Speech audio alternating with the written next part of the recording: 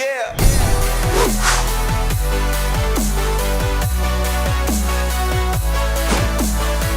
Welcome back to the Gridiron Expert. One of the biggest non-conference games of the entire season takes place in Chicago this Saturday, as number 12 Notre Dame takes on number 18 Wisconsin.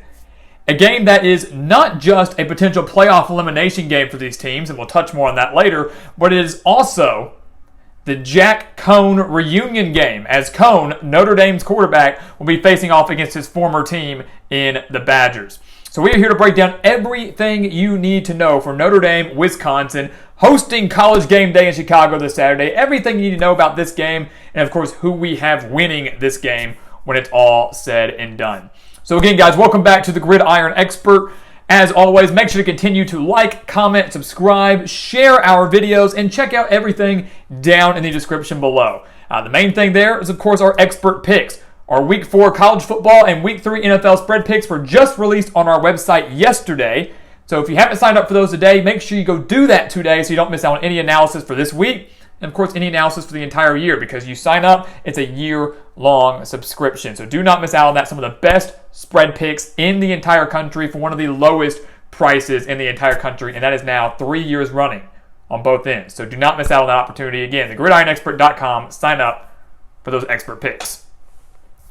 So we take a look, guys. It's the 12th ranked team in the country and the number 18 ranked team in the country. And we mentioned that this was a playoff elimination game in a way.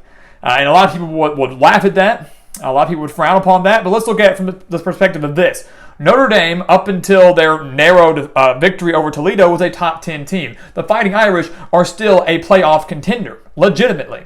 And if they win on Saturday against Wisconsin, that's not going to change. They will jump back into the top 10, and everybody will be taking the Fighting Irish seriously, if you're not already. I certainly am. So Notre Dame needs this win, not just to continue to make people believe in them, but if they have one loss back as independent, it could ruin their playoff hopes. One loss as an independent could kick them out of the playoff. It's entirely possible. We all know it. Wisconsin, on the other hand, they're number 18 right now. A win over Notre Dame would propel them probably not to the top 10, but right outside the top 10.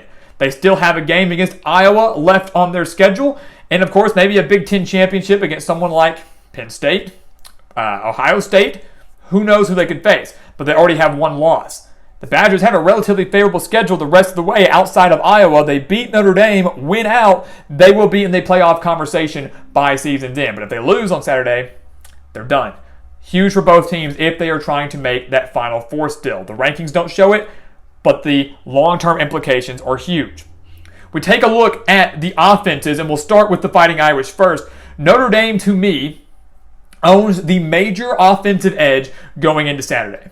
And if you've watched both teams, Notre Dame has played 3 games, Wisconsin has played 2. If you've watched both teams, you can't argue that. You can't sit here and tell me that Wisconsin has a better offense than Notre Dame.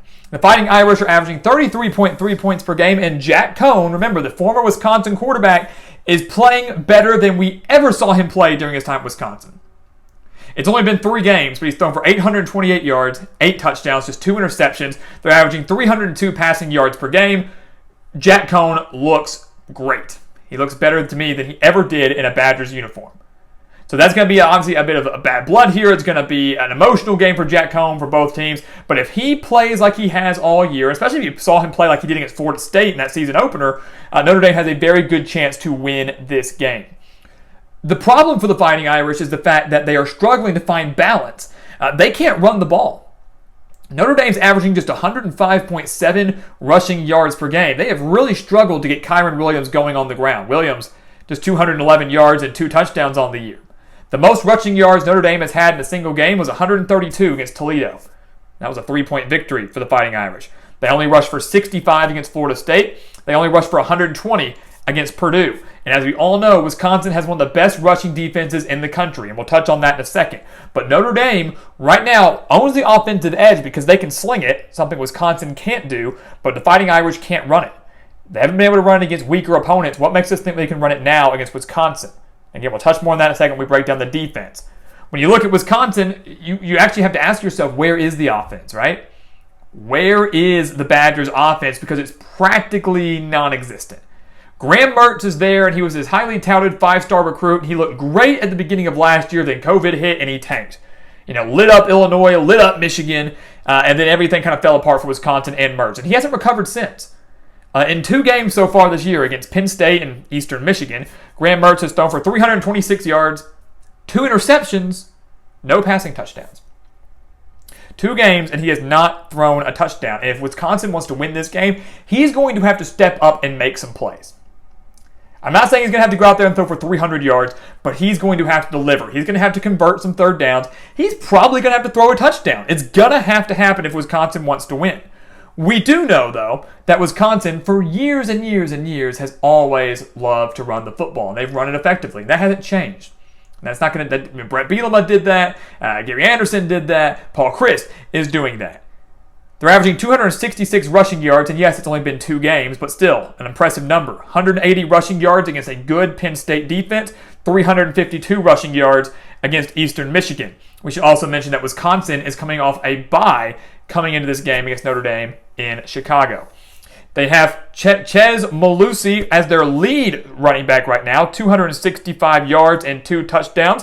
He's playing extremely well. But they've also got a couple other backs behind him that really make up this trio or, this quad of running backs that can do a lot of damage for the Badgers. But obviously, Chez Malusi right now is the number 1 back for Wisconsin, and he's put up solid numbers so far this year. The major question again here is, can Wisconsin find a way to win this game pretty much solely on the ground? I don't have faith in Graham Mertz. I obviously am giving the quarterback edge to Jack Coan in Notre Dame, but I'm obviously giving the rushing edge to Wisconsin. Can they win the game solely on the ground? Can they exploit Notre Dame's rushing defense? The thing is, yes, they can. They can exploit it because Notre Dame's rushing defense is subpar. The Fighting Irish are giving up 148.3 rushing yards per game, and to me, the defense as a whole is not nearly as good as we thought it would be under Marcus Freeman. Everybody loved, myself included, loved Marcus Freeman coming over from Cincinnati to Notre Dame to take on the defensive coordinator position after Clark Lee left to go to Vanderbilt. But since he's been there through 3 games, the Fighting Irish are giving up 26.7 points per game.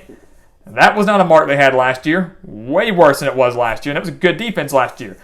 They do, though, a great job of creating pressure and creating turnovers. So the yardage-wise, yards and points, which are very important, obviously, don't look too sexy. They don't look too good. But Notre Dame's doing a great job of racking up the pressure. They have 13 sacks in 3 games. They have forced 6 turnovers so far this year, so averaging about 2 turnovers a game. And if they do that against Wisconsin, if they force 1-2 turnovers, could easily be the difference maker as long as the Fighting Irish capitalize off of those turnovers. So to me, guys, we said it back in the preseason. We're going to say it again now. When you look at Notre Dame and their defensive line and how well that front 7 has been doing at creating pressure, you wonder, are they going to be able to do that against a Wisconsin team that's given up 3 sacks all year? And again, just 2 games, but only 3 sacks. So, again, we've said it since the beginning. This is going to be a battle in the trenches. Who wins the battle up front? Who runs the ball more effectively? Who creates pressure on the quarterback? Who gets the most push up front, whether it's on the offensive line or the defensive line? Notre Dame has to continue to bring the pressure, and they have to stop the run. Because if they stop the run against Wisconsin, you're going to be able to win the game. Because right now, we do not have faith in Graham Mertz to do so. When you look at Wisconsin, though, in their defense, we said Notre Dame owns the offensive edge. It's very evident to me and clear to me that Wisconsin owns the defensive edge. It's always strong. Wisconsin's defense is always one of the best in the country. This year is no exception. Through 2 games, they're allowing just 33 rushing yards per game. And again, I know it's just been 2 games. But they've allowed 66 total rushing yards all year. I don't care who you are. Through 2 games, it's good. 50 rushing yards to Penn State, just 16 rushing yards to Eastern Michigan. When you look at Wisconsin as a whole up front, they're very strong, just like Notre Dame. That defensive line is solid, the linebacking core is solid, and we do think that they can, like Notre Dame, we think they can pressure Jack Coan. We think they can pressure their former quarterback, because the problem is Notre Dame's offensive line, not too hot. Jack Coan has been sacked 14 times already this season. 14 times this season, and it's only been 3 games. And we knew that was an area of concern coming into 2021. We said, hey, Notre Dame loses a lot of key pieces up front on that offensive line. And everybody said, they're going to be fine. Brian Kelly's recruited well. They're going to be fine. They haven't been. Coan's been sacked 14 times. Kyron Williams in the run game has been unable to take off. Whose fault is that? It's the offensive line. And Wisconsin, who again has a very solid front seven, who's barely allowing anybody to run the ball, who is able to create pressure, they're probably going to be able to exploit that Notre Dame offensive line. So for Wisconsin's key, we said Notre Dame, they've got to stop the run. Notre Dame has to stop the run if they want to have a chance to win. Wisconsin defensively, if they just pressure Jack Coan enough, they've got this game in the bag, because I don't have faith in Notre Dame being able to run. I don't. I think Wisconsin can run against Notre Dame. I do not think Notre Dame can run against Wisconsin. If the Badgers pressure Jack Coan, they get after Jack Coan, get a couple sacks, rattle him early, force a couple bad throws, force a couple interceptions, which very well could happen. He's only thrown 2. But you get a quarterback rattled enough, trying to throw the ball away, makes a couple bad decisions. Wisconsin gets that. We know they're going to dominate the time of possession with the style of offense they play. And Wisconsin, I believe, can make you pay for your mistakes, can make you pay for those turnovers, whether it's a field goal or a touchdown. So again, those are your 2 keys for the game, at least defensively, for both Notre Dame and Wisconsin. 2 very different areas, but I'm telling you, from the get-go, all the way back in June and July when we talked about this game, we said it is going to be a battle in the trenches. And when you look at our final analysis, guys, our final say on this game, I believe this game is a game that will be won up front. It's a game that will be won up front. Who creates the most push? Who creates the most pressure? It's, to me, going to be a low-scoring, physical game between 2 very good football teams. This is a matchup, Notre Dame, Wisconsin. They have not met since 1964. 2, to me, playoff contenders. Yes, long-term, they can be. Non-conference game, so it really, to me, a loss from Notre Dame hurts more than does Wisconsin. Yes, the Badgers will be out of the playoff, but Big Ten title hopes aren't done for them if they were to lose. So a lot of things are at stake here, both on the national stage and obviously just from a respect standpoint, trying to get a huge neutral site victory. Notre Dame owns the offensive edge. Wisconsin owns the defensive edge. Home field advantage? Not really.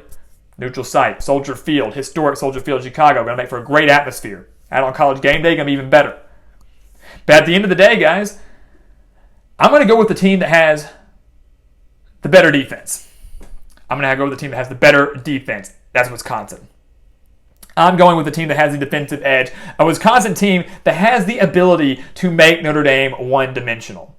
Because here's the thing, the offensive talent is there for the Fighting Irish. It is. But you take away that run game as a whole, you take away a team that's averaging, yes, only 105 rushing yards per game, but you drop 105 yards to 50 yards, you cut that about in half, your offense is one-dimensional. Your offense is going to struggle. Wisconsin can hone in on the pass. They can hone in on Jack Coan. They're going to get after Jack Coan because I don't believe Notre Dame offensive line can hold up well enough. Jack Coan throws at least 1 interception in this game, maybe even 2. They're unable to move the ball as effectively as they want, as they will or want to do. And obviously, I don't have faith in Notre Dame's defense right now to shut down this Wisconsin run game. I think Wisconsin gets enough push up front from their offensive line. I think they're able to play their style of ball. I don't think it's a blowout by any means, but I believe the Badgers win this game behind the strength of their defense and behind the strength of their run game, something that Notre Dame has been unable to stop and something that Notre Dame has been unable to do, and that will ultimately be their downfall. The Badgers win in a thriller in Chicago, propel themselves back towards the top 10.